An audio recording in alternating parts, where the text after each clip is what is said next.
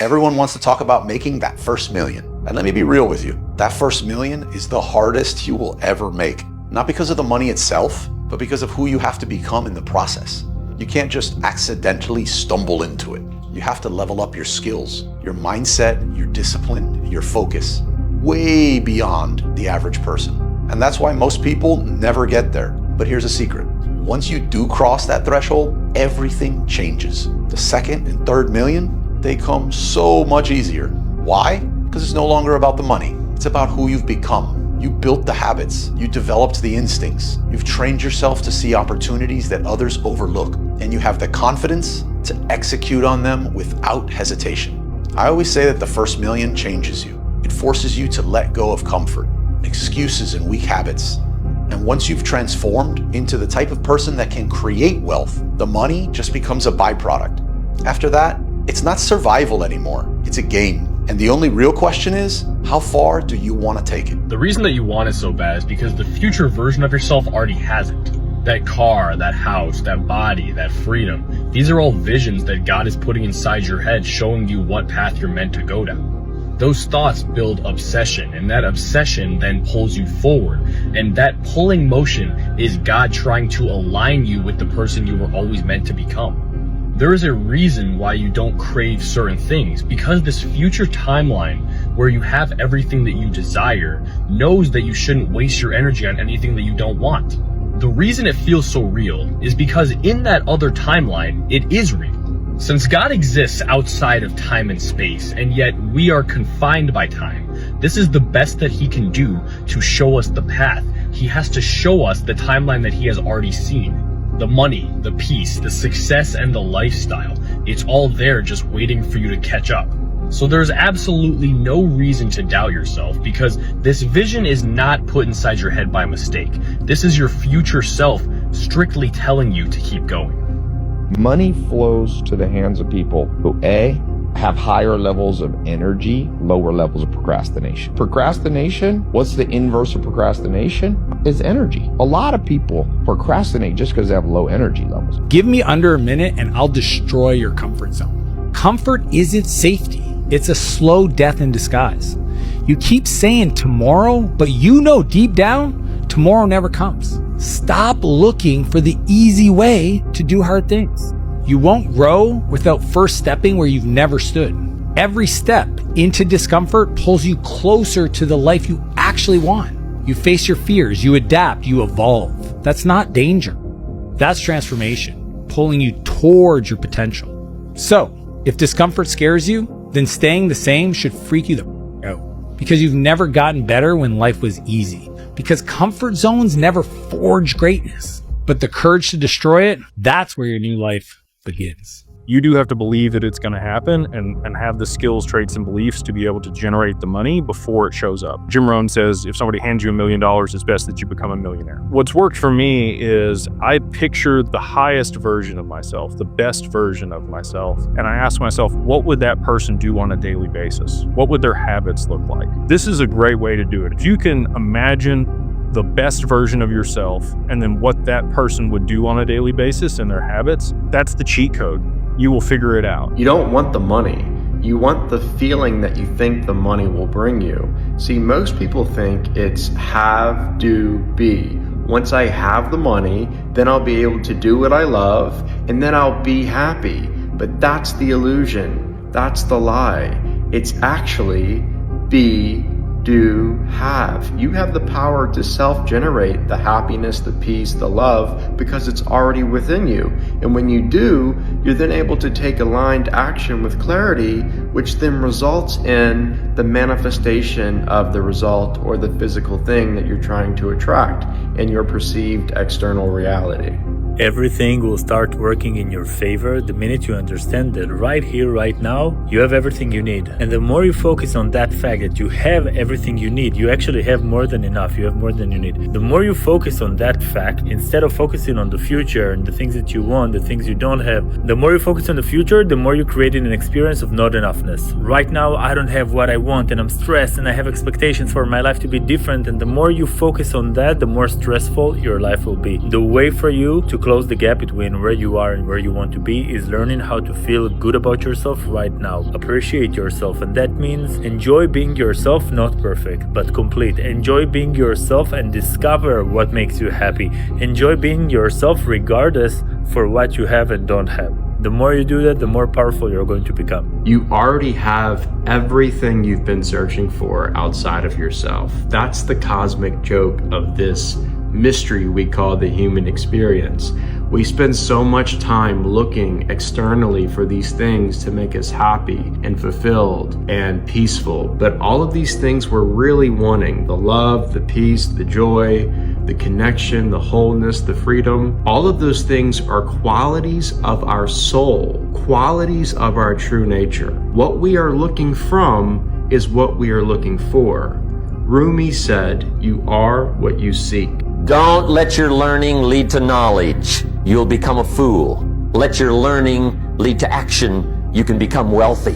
Now here's the best word I know of to go with action. Massive. Massive action is called the cure-all. If you're going to make calls, make a few thousand. If you're going to make contacts, make a few thousand. If you're going to knock on doors, knock on a few thousand. The formula really works like this. Pick up a good idea, take heavy action. Pick up a couple of good ideas, take heavy action. Don't wait till you've learned 2,000 or 3,000 things, because that way you'll use up all the time. And you could wind up smart and broke. And hey, it's okay to be dumb and broke. But if a guy's smart and broke, that's pitiful. So here's one of the major things to do starting tomorrow. Take a look at your game plan. If it isn't loaded with massive action, change it tomorrow. Action. You are one thought away from a completely different life. You are one action away from creating abundance in your life. And you are one habit away from being completely unrecognizable to the people around you. You see, our life is a collection of our thoughts and our actions. And when you string that thinking and those actions together, you create a habit of being, a way of being that creates our environment around us. So if you're not happy with something in your life right now, it's coming down to the way you think and how you act consistently in building the habit of your way of being. Yes, there are people going through some extreme hardships right now. And some of those people have learned how to think positively in those situations and also act in different ways to get them out of those situations. I'm not saying it's fair or it's easy, but this is the way it is. And when you start thinking differently, you unlock abundance in your life. When you string that together for 6 months, for 1 year, you will become a completely different person. Your entire being will shift, and you will not recognize the person you are a year from now. The moment you start thinking differently, the moment you start acting differently, and the moment you bring it all together into a powerful habit over a period of time. This is a game changer. You could have it all. The freedom, you can have the money, you can have the chick you want, you can have the guy you want, you can have the friends you want, you can have the car you want. Like, who doesn't want those things? But people make you wrong for having that. Like, oh, you want too much. Yeah, dude, I want it all. I want it all. I ain't even like even with what I have right now, dude. I'm just getting started. Like, wait till next year. But society makes you feel wrong for that, right? And I just think that's just wrong. A friend of mine a number of years ago told me this quote and has stuck in my head ever since, which is, he said, "The truest form of intelligence is designing the life that you want to live." Wow. We associate intelligence with so many other things, but if you think about it, that really is the highest form. I have so many friends that I would consider smart that are spending their life climbing some ladder that they're not excited about. They're doing the right thing. They're doing it for the wrong reasons. They secretly hate their life. They're considered smart. Naval Ravikant has this awesome quote where he says, "If you're so smart, why aren't you happy?" The real magic of intelligence isn't your IQ as much as it's what do you point that IQ at? And I would say the place you want to point that IQ is your design of your life. That's intelligent. What's meaningful to you? How do you want to spend your time? Who are the people you want to spend your life with? How do you want to spend your days? What are the activities you want to be doing? Actually spend hours in your life making those determinations and then moving your life toward those things. I think that actually, as I've reflected more and more on my friend's quote, I think it's the truest thing I've ever heard about intelligence. The person that you're praying to become is already within you. I need you to realize that. And whenever you're praying, whenever you're asking God to become this person, you need to realize that you just need to awaken it within yourself. You are that person already. I don't care if you have to act like it. I don't care if you have to fake it, because doing those two things are becoming that person. You are being that person by faking it. It's like saying, when you go up to speak in front of a class and you're scared and you're saying, I'm just going to fake confidence and go up there and act like I'm a confident speaker. That is confidence.